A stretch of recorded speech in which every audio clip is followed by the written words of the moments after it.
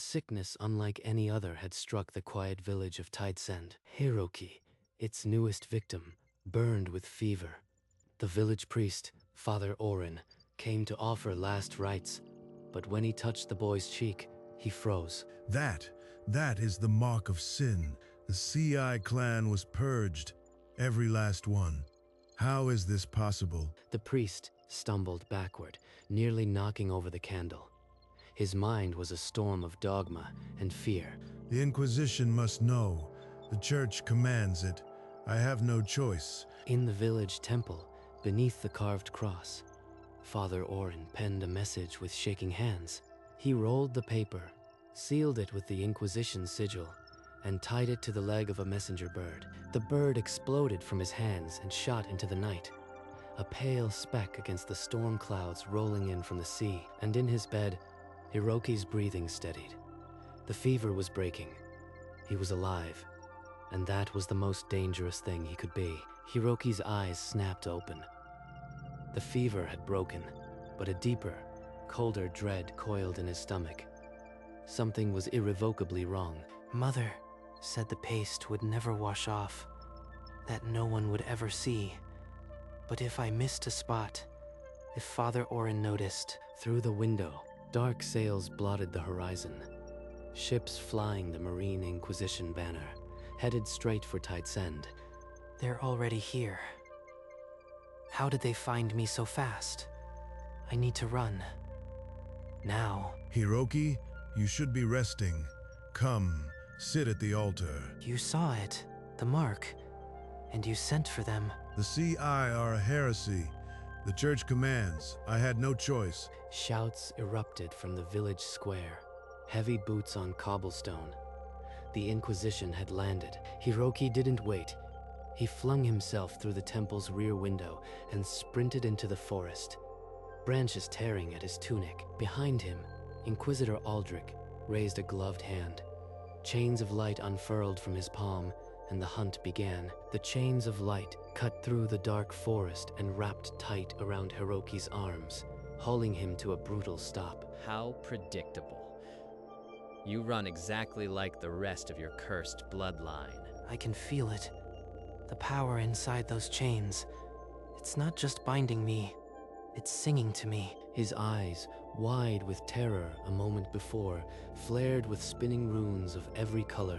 His bound hand touched the chain. A spark jumped from the chain to his palm. The runes in his irises blazed, and understanding flooded his mind. What? That's impossible. No one copies a fruit without consuming it. The chains shattered like glass.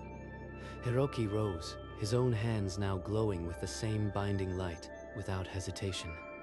Hiroki turned and fled deeper into the trees, the forest canopy swallowing him. I need to reach the sea. The Inquisition won't chase me onto the water.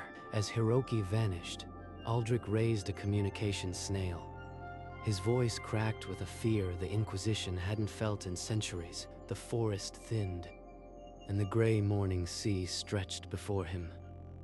Hiroki's lungs burned as he stumbled onto the wooden dock, scanning for any vessel. Pirates loading cargo. They're not Inquisitors. I'll take my chances with the lawless. Silent as a shadow, he slipped onto the pirate ship and buried himself among the crates in the musty cargo hold. Mother's voice clawed up from memory. Never let them see the mark, Hiroki. Hide it or die. She used her last strength to teach me concealment. I still feel her hands on my shoulders. In the dark hold, Hiroki's fingers found the locket around his neck, her last gift. I can hear her telling me to survive at any cost. She didn't die so I could give up. No matter what comes, I will endure. I'll find a way to keep living. The ship groaned as it caught the wind and left the harbor behind, carrying him into the unknown. One day I'll stop hiding, but until then, I'll survive. For 3 days, Hiroki survived on stolen biscuits, hidden in the hold as the pirates sailed toward uncharted waters. There are shouts on deck. They're celebrating something. I need to see what's happening. He crept to the edge of the hold and peered onto the deck.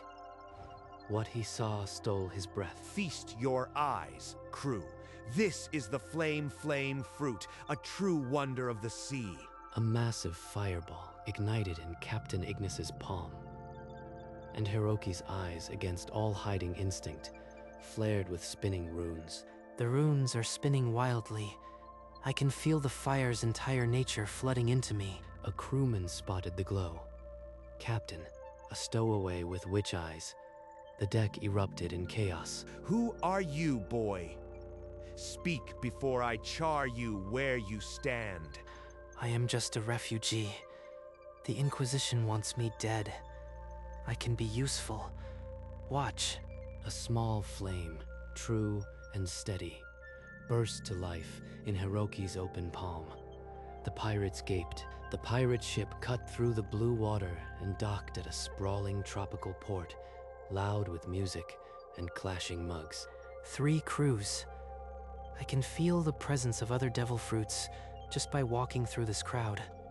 Captain Ignis led Hiroki into the heart of the revelry. The other captains were already boasting their powers. Watch closely. The ice fruit doesn't just freeze water, it freezes resolve. Another surge. Cold, precise patterns. My eyes are mapping the ice's structure on their own. And me, I am lightning incarnate. The bolt fruit makes me faster than any ship. A third pattern. Lightning, ice, and fire. All 3 are now branded into my mind. Around Hiroki, translucent flames, ice shards, and static arcs flickered into being. The pirates gasped. Whispers began. The sea eye, he copied Captain Frost. All 3 fruits.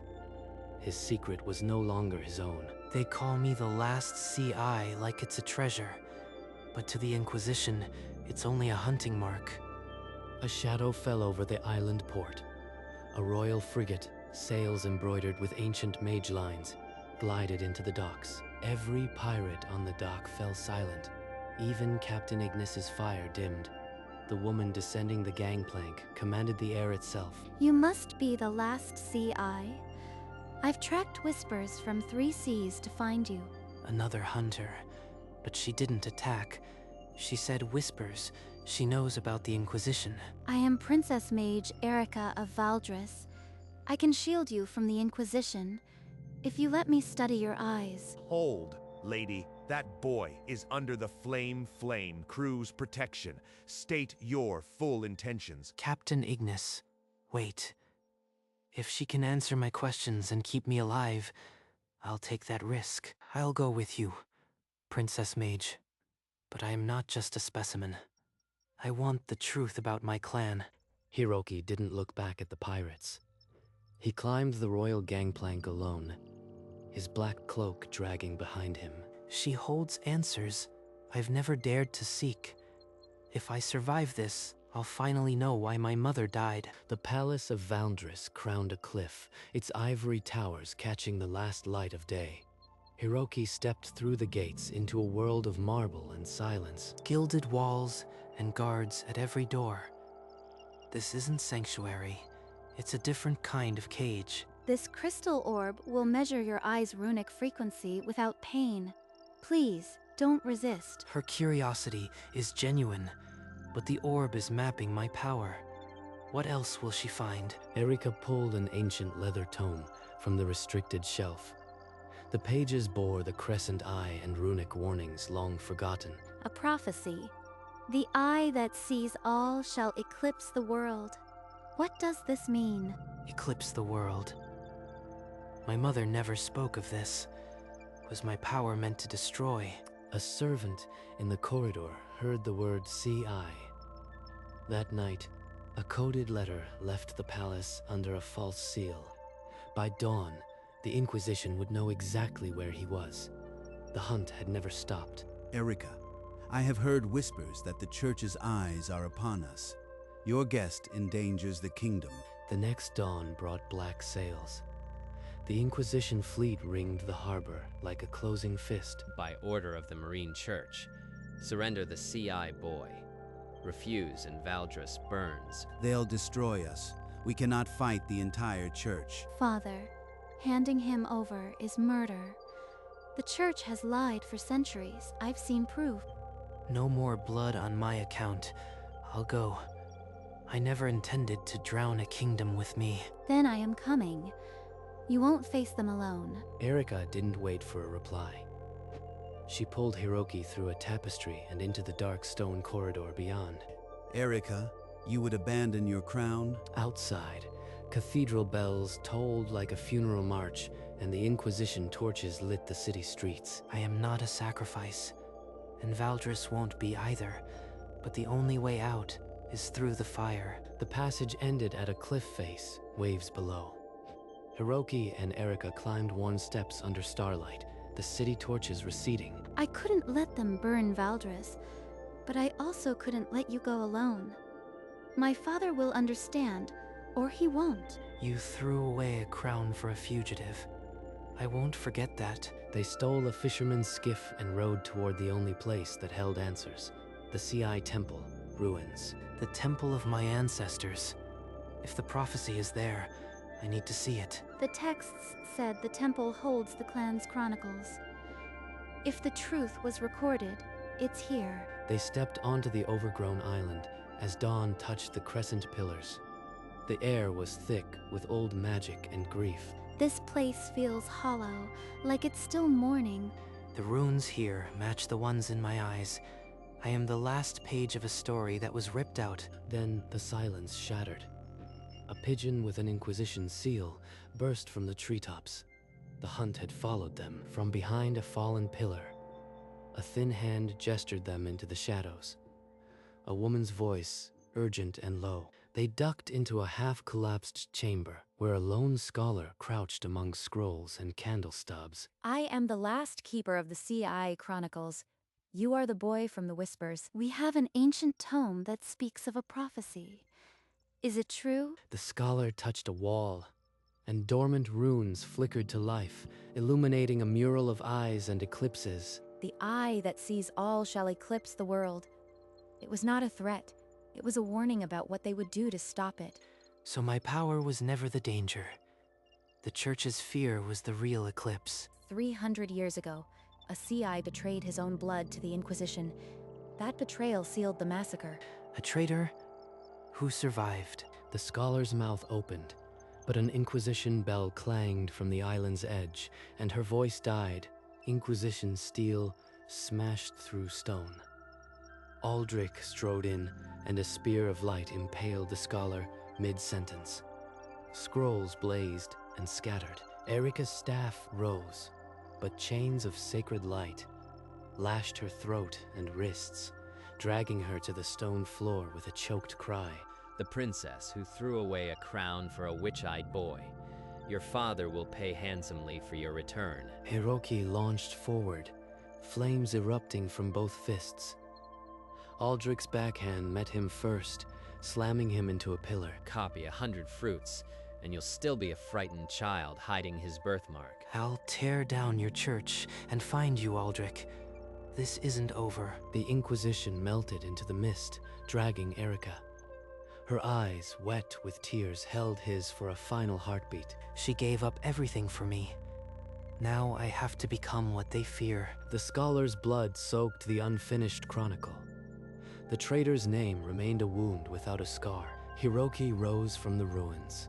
Every devil fruit he had absorbed screamed for release as he turned toward the holy capital.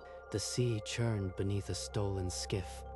Propelled by currents, Hiroki had copied from a royal navigator, waves obeying the runes in his eyes. There it is. The holy capital. Its spires scraped the sky like accusing fingers. Somewhere in that cathedral, Erika is chained. He tore a black cloak from a dead Inquisition scout and pulled the hood low. The birthmark burned cold against his cheek. I have to become invisible. Every guard here knows the CI mark. One wrong glance, and I am dead before I reach her. The streets of the holy capital were thick with priests and paladins. Every corner bore the Inquisition crest, a white cross that mocked him. The cathedral loomed before him, gothic, jagged, its windows gleaming like judgmental eyes. Aldrich's men patrolled every stone arch. They think walls and locks can keep me out. They forget I've already copied their binding chains. I'll climb like ice, strike like lightning. He waited until the crowd dissolved into dusk, and the lamplighters began their rounds. Shadows stretched long and deep. The dungeon would be beneath the main altar. That's where they'd keep a princess they want to ransom. He melted into the night, ice already forming in his palm, ready to scale the stone that separated him from Erika. Fingers of ice sank into ancient stone. Hiroki scaled the cathedral's sheer face, runes pulsing with each grip, the wind his only sound. They never look up. The guards trust the height to be their wall. Good. He slipped through a stained glass window left ajar, landing silent on the choir loft. The nave stretched below, empty and cavernous. The dungeon is beneath the altar. I remember the layout from the palace texts Erika showed me. He descended hidden stairs into the cold undercroft. Iron cells lined the passage. At the end, a single lantern flickered over a chained figure. Hiroki, no, you shouldn't have come. This is exactly what he wanted. Her voice is raw, desperate. She's not just relieved. She's terrified for me. The Grand Inquisitor knew you'd follow. He let Aldrich taunt you on purpose. The whole cathedral is a stage. The words struck colder than the dungeon air. Hiroki looked at the chains binding Erika and felt a snare tightening around them both. I am not leaving her. But if this is a trap, then I'll spring it on my terms. A presence filled the cell, ancient and suffocating. The Grand Inquisitor stepped from the shadows, as if born from them. The last CI. I've waited 3 centuries for a visitor like you. He lifted his eye patch. A dark crescent mark, identical to Hiroki's, gleamed in the lantern light. I am Seraphiel. I am the CI who traded his clan for survival. I am the traitor you've been hunting. Hiroki's fists tightened. The scholar's unfinished sentence now had a face, robed in inquisitorial white. I offer you the same bargain. Conceal your mark. Join us. When the next CI is born, you will be the hunter. You are a monster. Hiroki, don't listen. Accept, and she walks free. Refuse, and she dies before sunrise. The choice is yours. He makes it sound like mercy, but it's a chain wrapped in silk. I could fight. But Erika, one wrong move, and she's gone. The decision crushes me. Number. I won't trade my soul for a lie. I won't become the hunter who preys on his own blood. Foolish. You'd throw away salvation for pride?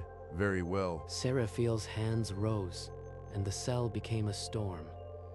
Fire, lightning, and jagged blades of light erupted from the air itself.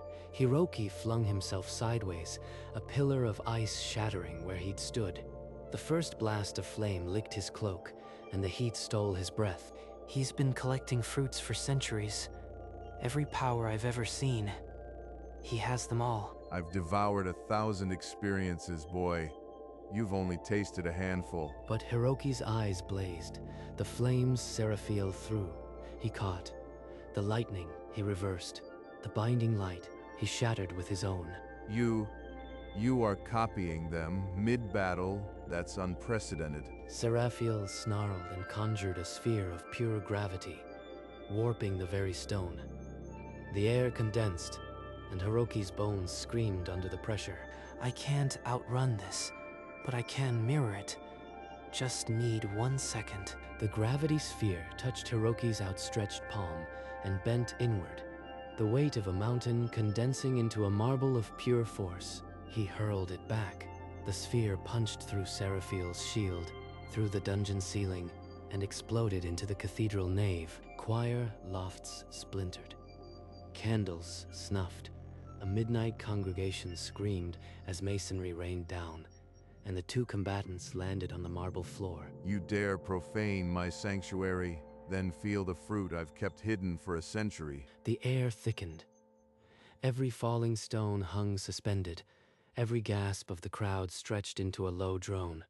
Time itself warped at Seraphiel's command. Time, fruit.